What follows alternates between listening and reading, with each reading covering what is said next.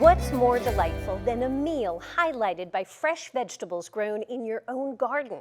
Did you know there are garden vegetables and herbs that thrive in Florida's summer heat?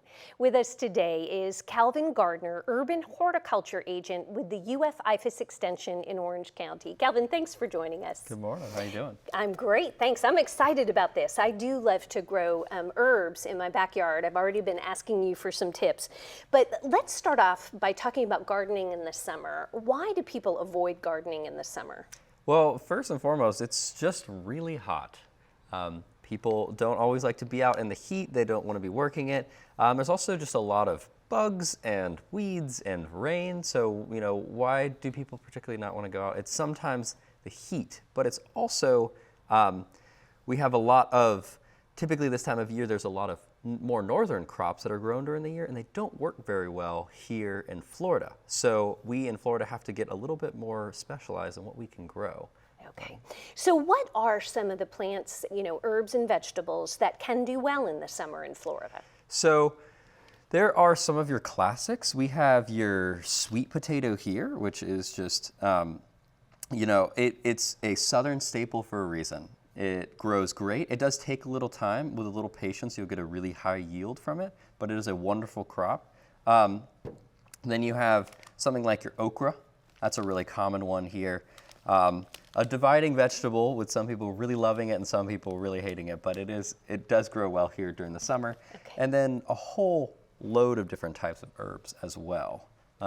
We have mint and some forms of basil like African blue basil and Thai basil and cilantro, which is like a cilantro that actually grows well in the heat here.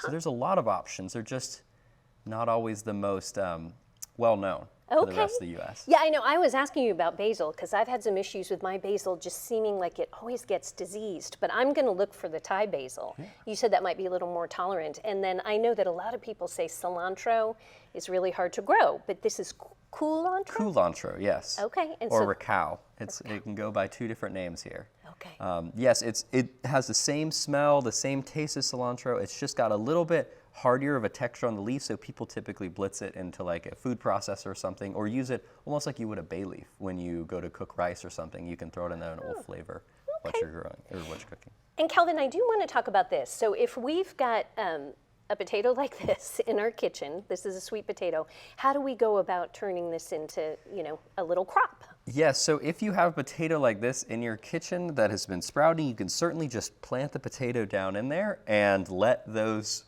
roots come up and it will go from there. So a lot of times I would suggest, sometimes when you have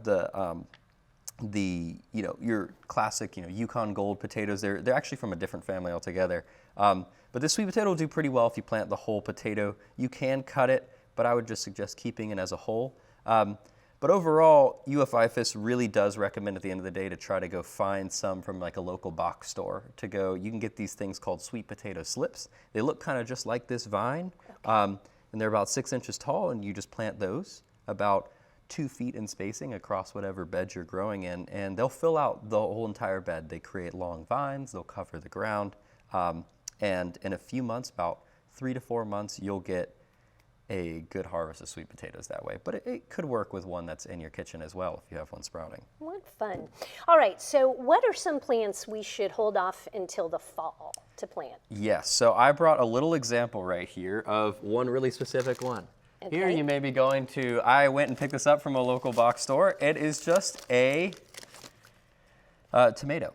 Okay. And you will find these everywhere right now because you know what, for the rest of the U.S., tomatoes, this is a great season for them a lot of the time. For us, not so much. Why? Because tomatoes have really don't like any of the humidity, any of the rain that we get, plus that heat together really just gives it a lot of chance for disease. Okay. So when you go to the store, you might see a beautiful thing like this, but this was about $10 for me, and frankly, it probably wouldn't make it through the season.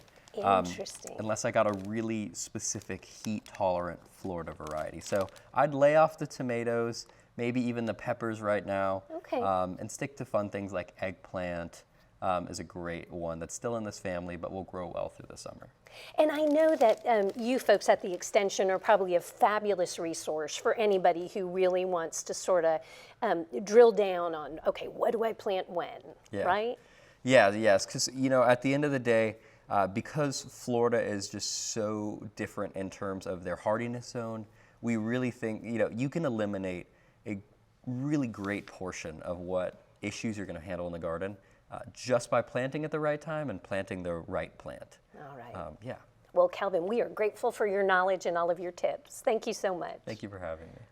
Well, hopefully you got some great tips today on how you can plant and enjoy a harvest of your own summer garden or fall garden. And remember, the UF IFAS Extension is always a great resource to know what to plant and when to plant. So here's to some fun summer gardening.